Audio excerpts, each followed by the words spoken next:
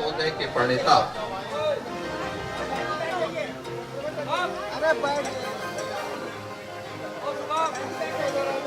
स्वतंत्र भारत में एकात्म मानव दर्शन के माध्यम से जीवन की वास्तविकता की ओर शासन का ध्यान आकर्षित करने वाले सदैव पंडित दीनदयाल उपाध्याय जी का आज पावन जन्मदिन है। मैं इस अवसर पर उत्तर प्रदेश शासन और उत्तर प्रदेश की जनता की ओर से भारत माता के इस महान सपूत को नमन करते हुए अपनी विनम्र श्रद्धांजलि अर्पित करता हूं। आज के इस कार्यक्रम में मंच पर उपस्थित प्रदेश सरकार में मेरे सहयोगी मंत्री कृषि मंत्री श्री सूर्य प्रताप शाही जी,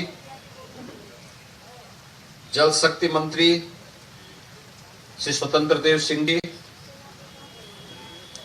कृषि राज्य मंत्री श्री बलदेव सिंह ओलख जी, पूर्व मंत्री तमाने विधायक श्री गोपाल जी टंडन जी, पूर्व मंत्री डॉक्टर महेंद्र सिंह जी, महानगर अध्यक्ष और विधान परिषद के माननीय सदस्य श्री मुकेश शर्मा जी, महापौर श्रीमती संयुक्ता भाटिया जी, पूर्व विधायक श्री सुरेश तिवारी जी, आज के इस कार्यक्रम में उपस्थित भारतीय जनता पार्टी के सभी पदाधिकारी और उपस्थित कार्यकर्ता भाइयों बहनों, आज पूरा देश अंत्योदय के प्रणेता पंडित दीनदयाल उपाध्याय जी की पावन जयंती के कार्यक्रम के साथ उनका स्मरण करते हुए उस महामानव को अपनी विनम्र श्रद्धांजलि अर्पित कर रहा है। हम सब जानते हैं कि समाज के अंतिम पायदान पर बैठे हुए व्यक्ति के लिए पंडित जी ने आजादी के बाद के पहले दशक के अंदर जो दर्शन दिया वह आने वाले समय में सरकार की मार्गदर्शिका ही बन पाई। पंडित दीनदयाल उपाध्याय जी का बहुत स्पष्ट कहना था कि प्रगति का माप आर्थिक रूप से संपन्न या आगे की पंक्ति पर बैठे हुए व्यक्ति के आधार पर नहीं, बल्कि समाज के अंतिम पायदान पर बैठे हुए व्यक्ति के माध्यम से ही की जानी चाहिए। और इसके लिए उन्होंने अंत्योदय की बात कही थी। पंडित दीनदयाल उपाध्याय जी के सपने को साकार किया जब स्वतंत्र भारत में पहले कांग्रेसी प्रधानमंत्री से हट करके भारतीय जनता पार्टी की नेतृत्व की एनडीए की सरकार सदैव अटल बिहारी वाजपेयी जी के नेतृत्व में बनी। उस समय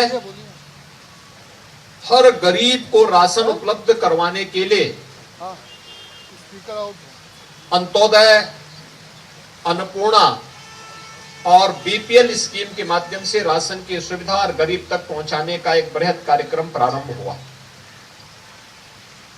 गांव-गांव में विकास की प्रक्रिया को आगे बढ़ाने के लिए प्रधानमंत्री ग्रामीण सड़क योजना और भारत के इंफ्रास्ट्रक्चर डेवलपमेंट के लिए स्वर्णिम चतुर्भुज जैसी परियोजनाओं को भारत ने अपने सामने साकार होते हुए देखा।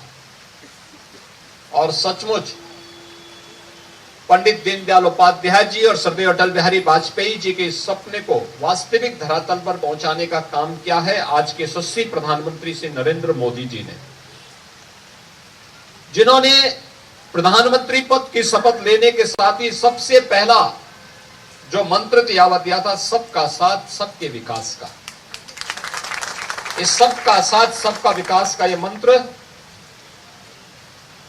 समग्र विकास की उस अवधारणा को प्रस्तुत करता है जिसमें हर जरूरतमंद को सिर ढकने के लिए छत मिलेगी।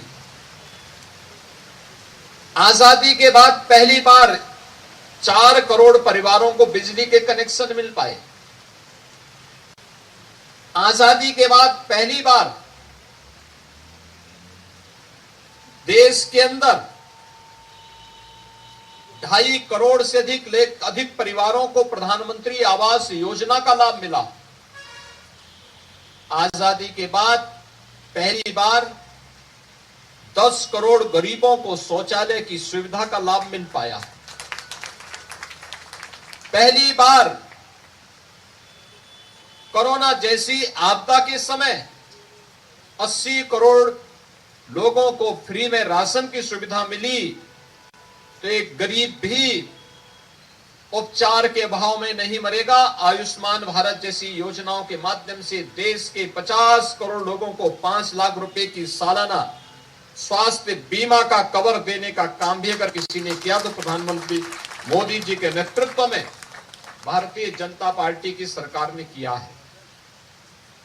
ये सब इसलिए साकार हुआ क्योंकि हमारे प्रणेता पंडित दीनदयाल उपाध्याय जी ने इस बात की प्रेरणा हमें दी और समाज के अंतिम पायदान पर बैठे हुए व्यक्ति के प्रति सरकार की संवेदनाओं को झकझोरने का जो कार्य उन्होंने 5वें और 6ठे दशक में किया था, उसे साकार करने का कार्य अगर किसी ने किया है तो वह आज भारतीय जनता पार्टी नेतृत्व की, प्रधानमंत्री नरेंद्र मोदी जी के नेतृत्व की सरकार उसे वास्तविक धरातल पर उतारने का कार्य कर रही है।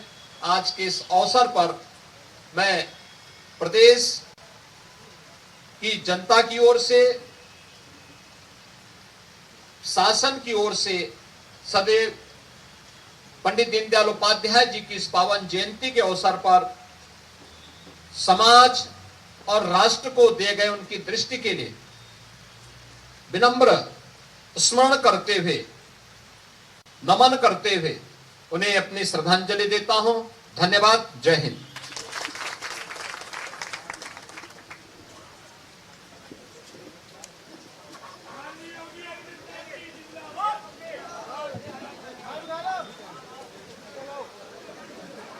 आगे बढ़ेंगे अगली खबर की ओर। अगली खबर डिप्टी सीएम